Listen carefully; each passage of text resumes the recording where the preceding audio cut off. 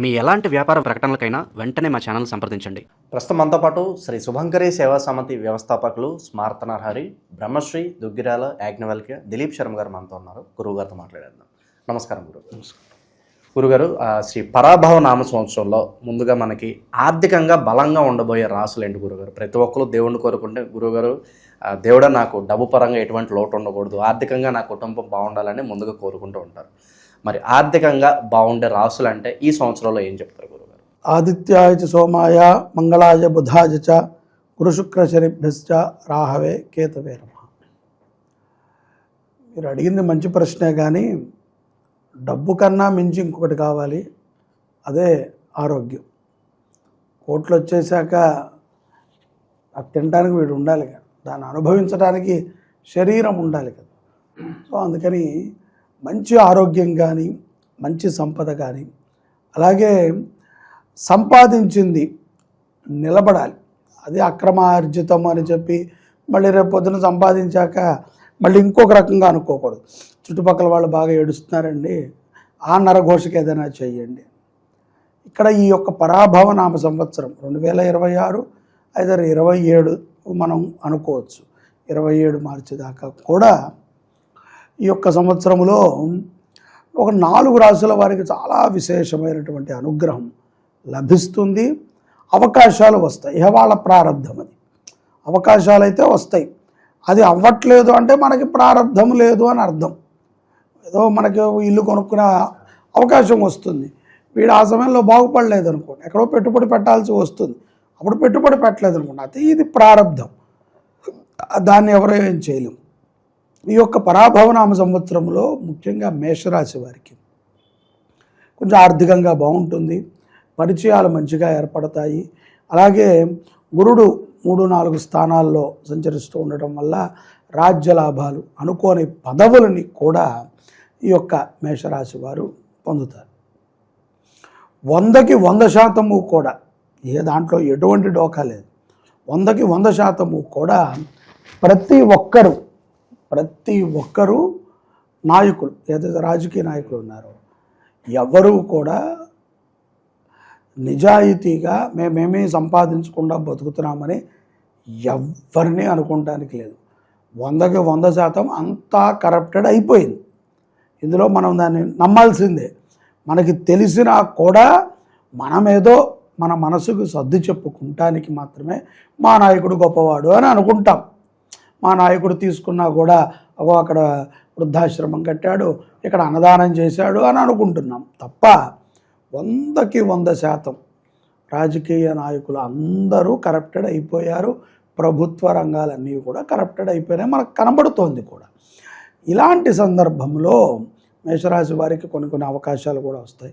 రాజకీయ పరంగా కూడా వారి యొక్క జీవన విధానం ఉంటుంది.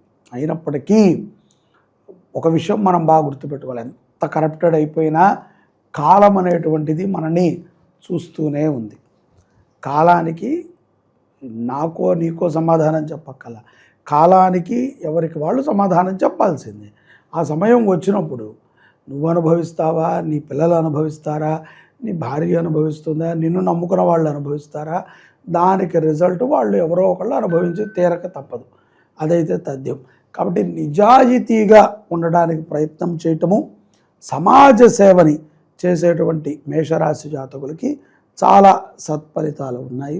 అలాగే ఈ యొక్క శని 12వ ఇంట ఉండటం వలన కొన్ని యోగిస్తాయి. మనం అనుకున్నట్టుగా ఉద్యోగాలు చేసుకునే వాళ్ళకి కానీ, లేకపోతే వ్యాపారస్తులకు కానీ కొంత లాభదాయకమైనటువంటి అవకాశాలు, ప్రమోషన్లు వస్తాయి, ధనలాభాలు కూడా ఉంటాయి. ఆకస్మిక ధనలాభాలు, కొన్ని పూర్వం ఎక్కడో ఇరుక్కుపోయినటువంటి ధనము అనుకోకుండా రావటము, లేకపోతే అసలు వీడు ఎవడూ పారిపోయాడు అనుకున్నవాడు తిరిగి వచ్చి ఇవ్వటము జరుగుతుంది. అంటే మేషరాశి వారికి కొంత మాట తీరుని కూడా మార్చుకోవాలి. అహంకారభూతమైనటువంటి మాటలను వీళ్ళు మాట్లాడకుండా ఉంటేనే వీళ్ళ లైఫ్ బాగుంటుంది. కొంతమందికి పొగరు ఉంటుంది, ఏంటి మనకేంట్లే, మాకు ఆడి తెలుసు, లేకపోతే నాకు ఇది తెలుసు. ఈ అహంకారమైన పక్కన పెట్టి ఎక్కడ మనము తగ్గి ఉండాలో తగ్గితే కనుక మేషరాశి వారికి చాలా బాగుంటుంది ఈ యొక్క పరాభవనామ సంవత్సరం. ఆర్థికంగా ఎవరయ్యా ఈ 12 రాశుల్లో పుంజుకునేవారంటే మేషరాశి ఒకటి చెప్పచ్చు. రెండోది వృశ్చిక రాశి వారికి కూడా ఇట్లాగే ఉంది. ఎందుకంటే వాళ్ళకు కూడా ఆదాయం 11, వ్యయము 5. ఇక్కడ స్త్రీ మూలకంగా వీళ్ళకి బాగా ధనము కలిసి వస్తుంది. కుటుంబ గౌరవాలు పెరుగుతాయి. గురుడు 9వ స్థానంలో సంచారం వల్ల, రాహుకేతువులు 4, 10 స్థానాల సంచారం వల్ల అన్ని రంగాల వారికి, వృశ్చిక రాశి వారికి ఆకర్షణంగా ఉంటుంది. ముఖ్యంగా కొంతమంది ఇక్కడ వృశ్చిక రాశిలో ఉన్నటువంటి కొంతమందికి ఏదైనా జాతకము రీత్యా వాళ్ళకి ఏదైనా ప్రభావం ఉంటే తప్ప మిగతా వారందరికీ కూడా ఆర్థికంగా చాలా బాగుంటుంది. ఏ పని అనుకున్నా కూడా సకాలంలో చేయగలుగుతారు వృశ్చిక రాశి వారు. ఈ పరాభవనామ సంవత్సరంలో ఏదైనా పని అనుకుని, అంటే మంచి పని, నేను ఏదో పని అనుకున్నాను సార్ అవలేదు అని నాకు ఫోన్ చేయకూడదు. మంచి పని, నలుగురికి ఉపయుక్తమయ్యే పని, కుటుంబానికి సంబంధించినటువంటి పనిని, సమాజానికి సంబంధించి ఏదైనా అనుకుంటే అది చేయగలుగుతారు. నిర్భయత్వంతో చేస్తారు. అందులో కూడా సంకోచం లేదు. విదేశీయానం కూడా ఉంది. విదేశీ కారకాలు కూడా బాగున్నాయి. కాబట్టి రాహుకేతువులు 4, 5, 4, 10 స్థానాల్లో ఉన్నారు. కాబట్టి విదేశాలకు వెళ్ళేటువంటి అవకాశము, అక్కడ స్థిరపడేటువంటి అవకాశాలు కొంత గోచరిస్తున్నాయి. ఏ స్త్రీ మూలకంగా అయితే కనుక ధనం వస్తుందో అదే స్త్రీ మూలకంగా కొంత అవమానాలు కూడా ఉంటాయి. కాబట్టి కొన్ని విషయాల్లో జాగ్రత్తగా ఉండాలి. 4వ ఇంట రాహు సంచారం ప్రారంభమైన తర్వాత భార్యాబిడ్డల మధ్య కొంచెము స్పర్ధ వస్తుంది. జాగ్రత్తగా నచ్చి చెప్పుకొని గుడి బలాన్ని సమకూర్చుకుంటే కనుక బాగుంటుంది.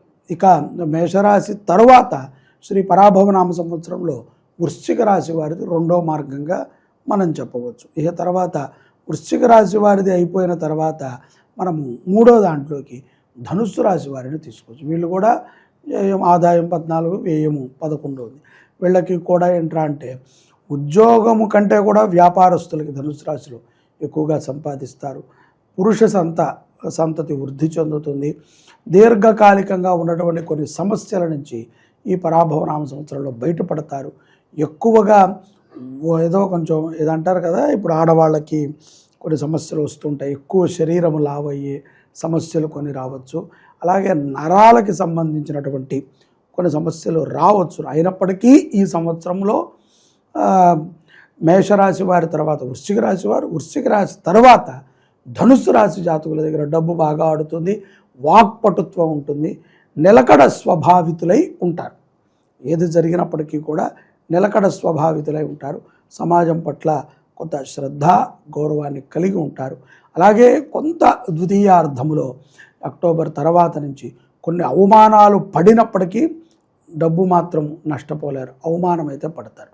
అలాగే ఎంతో కాలముగా ఎక్కడైనా దీర్ఘకాలిక రుణాలు ఉన్నా, కేసులు ఉన్నా కొన్ని ఒడిదొడుకులతో వాటిని కూడా ముగించుకుంటారు. అలాగే ప్రేమ వ్యవహారముల్లో కూడా ధనుస్సు రాశి జాతకులు మొదటి స్థానంలో ఉంటారు. మొత్తం 12 రాశుల్లో ప్రేమించిన వాళ్ళని వశం చేసుకుంటాం కానీ, వాళ్ళతో వివాహం చేసుకుంటాం కానీ, వారితో జీవనం గడపడానికి కానీ మిగతా రాశుల వారితో పోలిస్తే ధనుసు రాశి వారు మొదటి స్థానంలో ఉన్నారు. గతం నుంచి ప్రేమించుకునే వాళ్ళు ఇప్పుడు ఎవరో చూసి ఏదేదో బాగుంది, నేను ప్రేమిస్తాను, నేను మొదటి స్థానంలో ఉంటానని అనుకోకూడదు. ముందు నుంచి ఆ ప్రేమ తల్లి మీదైనా, తండ్రి మీదైనా, గురువు మీద ఎక్కడైనా సరే నిష్కలమైనటువంటి ప్రేమ ఉంటే అది విజయం పొందుతుంది. శ్రమకి తగ్గ గుర్తింపు కంటే కూడా 10ంతల గుర్తింపు అధికంగానే వస్తుంది. కొన్ని సందర్భాల యందు తమ్ముడితో కానీ, అక్కతో కానీ, చెల్లెలతో కానీ ఇటువంటి వాళ్ళతో కొంత ఊహించని ధన నష్టము కూడా ఉంటుంది. కాబట్టి మధ్యవర్తిత్వం ఉండకూడదు. ఎక్కడైనా ఏదైనా మనం మాట ఇచ్చి ఉంటే ఆ మాటని తీర్చుకోవాలి. వీళ్ళు ఈ సంవత్సరం ఆ మాటను తీర్చడంలో కొంచెం వెనకపడతారు. మాట మీద నిలబడండి, మాట తీర్చండి. ధనుస్సు రాశి వారు కూడా ఈ సంవత్సరము 3వ స్థానంలో ఉండటము చాలా గమనార్హము. అలాగే మంచి కార్యక్రమాలు చేయడానికి కూడా ధర్మానికి సహకరిస్తారు. సనాతన ధర్మ మార్గంలో ఉన్నటువంటి వారికి మాత్రమే. మతం మారిపోయామండి అనుకోకుండా వేరే వాళ్ళ జాతిలోకి వెళ్ళాము, వేరే కులంలోకి వెళ్ళాము అనుకున్న వాళ్ళకి ఇవి కంపల్సరీ వర్తించవు. దేవుడు ఎక్కడ కనబడతాడయ్యా అంటే అటువంటి వాటిలోనే కనబడతాడు. కంపల్సరీ నువ్వు వేరే మతంలోకి వెళ్ళిపోయానండి అనుకోకుండా, అయినా సరే నా ధనుసు రాశి కాబట్టి నేను చూసుకుంటున్నాను అంటే వాడికి ఇంకా దరిద్రుడు అవుతాడు తప్ప వాడు ధనవంతుడు అవ్వలేడు, భాగ్యవంతుడు అవ్వలేడు. కానీ 4వ స్థానం మనం ఈ రాసుల్లో కనుక 4వ స్థానం చూస్తే మీనరాశి వారు. మీనరాశి వారు కూడా ఈ గర్వాపసి అనేటువంటిది మనం కొత్తగా వింటున్నాం కదా, అటువంటి పనులను బాగా చేస్తారు. దానివల్ల కీర్తి ప్రతిష్టలు, అంటే ఇతర మతములోకి వెళ్ళిపోయినటువంటి మన హిందువులకి మన హిందూ మతం గురించి తెలిపి తీసుకువెళ్ళటం ఒకటేనండి. ఇప్పుడు ఏ మతంలోకైనా ఎందుకు వెళ్తారు? అవైలబిలిటీ బట్టి వెళ్తారు. ఇతర మతంలోకి వాళ్ళకి సీట్లు ఎక్కువ ఉన్నాయి, వాళ్ళకి హాల్ పెద్దది, సీట్లు ఎక్కువ ఉన్నాయి, అందరూ వచ్చి కూర్చోవాలి కాబట్టి వాడు బయట అనౌన్స్ చేస్తూ ఉంటాడు, రండి రండి రండి అని. అర్రే నన్ను ఎవడూ పిలవట్లేదే అని చెప్పి ఎవడో బికారిగాడు, బుద్ధి జ్ఞానం లేనివాడు, ఇంతకాలము శాస్త్రి అని పెట్టుకున్నవాడో, రెడ్డి అని పెట్టుకున్నవాడో, చౌదరి అని పెట్టుకున్నవాడో బుద్ధి లేక అటు వెళ్తాడు. అంతే, వాడికి బుద్ధి వాడిని ఎవడో ఇక్కడ గుర్తించట్లా, ఏదో ఇప్పుడు అంతే కదండి. ఇప్పుడు రోజు 100 మంది స్కూల్కి వెళ్తున్నారు, ఒకరోజు రిటర్న్ వచ్చేటప్పుడు 99 మంది వచ్చి ఒకడు మిస్ అయ్యాడు. ఆ ఒకడి మీదే ఉంటుంది ఇంటెన్షన్. ఆ ఒక్కడు ఎక్కడికి వెళ్ళాడు? ఏ అరణ్యంలోనో కోతుల మధ్యలోకో పందుల మధ్యలోకో వెళ్ళాడు. ఆ పందులన్నిటికీ వాడు సపరేట్గా కనబడతాడు, ఆ కోతులన్నిటికీ వాడు సపరేట్గా కనబడతాడు. అరే మన ఆకారంలో లేడు వీడేంటి అని, వీడికి కూడా అవి సపరేట్గా కనబడతాయి. సో అమ్మ ఒక గుర్తింపు ఉందనుకుంటాడు వీడు. తీరా చూస్తే కొంతకాలం తర్వాత ఆ కోతుల్లోనో ఆ పందుల్లోనో కలవాలి. ఇక్కడ అనుకోండి, ఇక్కడ గుర్తింపు కోసం కాదు ధర్మం అనేది, బాగా గుర్తుపెట్టి. ఇది మన ధర్మం గుర్తింపు కాదు, మన బాధ్యత, మన యొక్క జీవన విధానం. అంతే తప్ప నన్ను గుర్తించలేదు గుడికి వెళ్తే అందుకని నేను చర్చిలోకి వెళ్ళిపోయాను, అందుకని నేను ముస్లింలోకి వెళ్ళిపోయాను అంటే అది మూర్ఖుడు. వాడు ఎక్కడున్నా అంతే. రేపు పొద్దున ఓ 3 తరాల తర్వాత ముస్లిమ్స్ గుర్తించలేకపోతే అప్పుడు చర్చిలోకి వెళ్తాడు కదండి. అందుకని ఏంటంటే అటువంటి గర్వాపసి పనులు మీనరాశి వాళ్ళు, అందులో కూడా యంగ్ పీపుల్ బాగా చేస్తారు. వీళ్ళకు కూడా ప్రజాస్వామ్యంలో మంచి గౌరవమైనటువంటి పదవులని ఆకాంక్షిస్తారు. బాగుండే రాసులు చెప్తారు.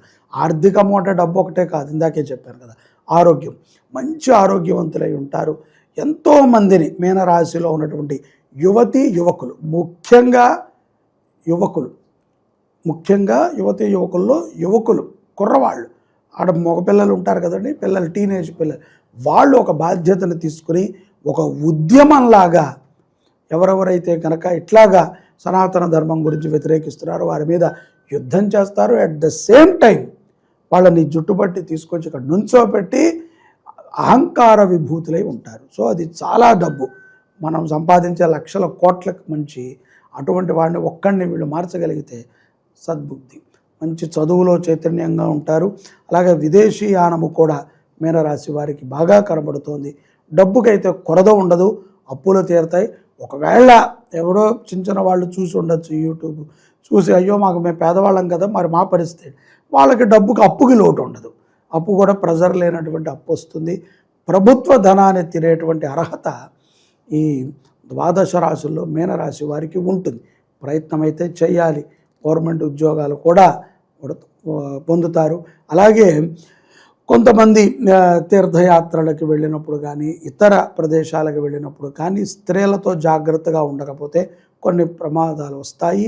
ఏదున్నా సరే స్పష్టంగా మాట్లాడాలి. స్త్రీలు ముఖ్యంగా ఎవరికి భయపడకూడదు. ముఖ్యంగా భర్తకు కానీ పిల్లలకి కానీ తల్లిదండ్రులకు కానీ తప్పు చేస్తే భయపడాలి, తప్పు చేయనప్పుడు ఎందుకు భయపడాలి? నిర్భయంగా ఉండటం నేర్చుకోవాలి. అలాగే ఈ మీనరాశి స్త్రీలతో కూడా చాలా జాగ్రత్తగా ఉండాలి. ఎందుకంటే వీళ్ళు చాలా, ఇప్పుడు నేను ఒక మాట అంటే అది మళ్ళీ తప్పుగా ఉంటుందేమో, వీళ్ళు అంటే పెద్ద కత్తి లాంటి వాళ్ళు. కత్తి అంటే కత్తి లాంటి వాళ్ళు అని అంతే తప్ప ఏదో అందంగా ఉన్నారు ఆ కత్తి కాదు. సో చాలా షార్ప్గా ఉండేటువంటి వ్యక్తులు. ఏమాత్రము తేడా వచ్చినా ఐదర్ పేక కానీ లేకపోతే వాళ్ళ మర్మాంగాన్ని కానీ కోయటానికి కూడా ధైర్యవంతులు అని చెప్పదు అటువంటి స్త్రీలు.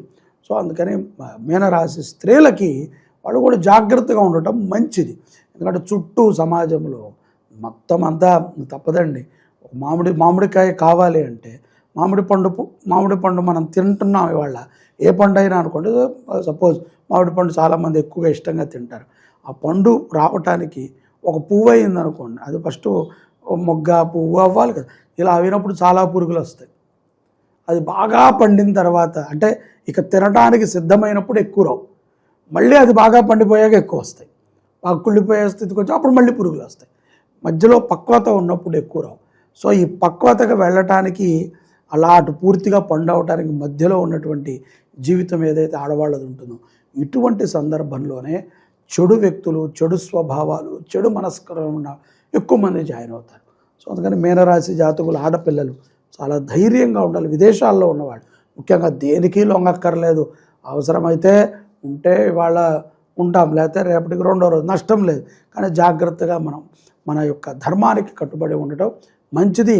అటువంటి ధనాల్లో, ధనం అంటే మీరు ఆర్థికంగా అని అడుగుతుంటే నేను ఇక్కడ ఏదో ఉన్నదంతా చెప్తున్నాను, కానీ నేను అనేది ఏంటంటే ధనం అంటే అటువంటి సంపద కూడా చాలా మంచిది. సో ఈ పరాభవనామ సంవత్సరంలో మనకి విజయాన్ని ఎక్కువగా తెచ్చిపెట్టేటువంటి వారు మీనరాశి వారు. సో మీనరాశిలో ఉన్న జాతకులు సనాతన ధర్మానికి కట్టుబడి ఉంటారు కాబట్టి మొత్తం 4వ స్థానంలో ఉన్న లాస్ట్ ఈజ్ నాట్ లీస్ట్ అన్నట్టుగా, ఏదో లాస్ట్ ఇది నాట్ లీస్ట్ అన్నట్టుగా వీళ్ళు ఆఖరిలో ఉన్నప్పటికీ చాలా ముందు స్థానంలో ఉన్నట్టుగానే భావనతో చెప్తూ వీరికి కూడా ఆర్థికంగా బాగుంటుంది. ఇక ఈ ధన కరక వర్షం వీళ్ళందరికీ కూడా ఇలాగే కురవాలంటే ప్రత్యేకంగా ఏదైనా పరిహారాలు చేసుకుంటే బాగుంటుందంటారు గురుగారు? ఏదైనా ఇది ఎప్పుడూ కురిసేది కాదండి, కాలానుగుణంగా కురిసేది. సో కురిసినప్పుడు జాగ్రత్తగా ఉంటే చాలు. ప్రత్యేకంగా ఏం చేయక్కర్లేదు. క్షేత్ర దర్శనాలు చేయటం, ఏదైనా శివక్షేత్రాలు, ఈ 4 రాసుల వారు శివుణ్ణి ఆరాధన చేయటము, శివక్షేత్రాలకి వెళ్ళేటువంటి భక్తులకి సహకరించడం, పురాతనమైనటువంటి శివ దేవాలయాలకి సహకరించడం, ముఖ్యంగా ఈ 4 రాసుల వారు గోవుని పోషించటం వలన జన్మశాపాల నుంచి నివృత్తి అవుతారు అనేటువంటి భావాన్ని తెలియజేస్తారు. ఓవరాల్గా ఈ సంవత్సరంలో ధనపరంగా ఏ రాశుల వాళ్ళకి అద్భుతంగా కలిసి వస్తుందో మంచి విశ్లేషణ అందించారు. ధన్యవాదాలు. నమస్కారం.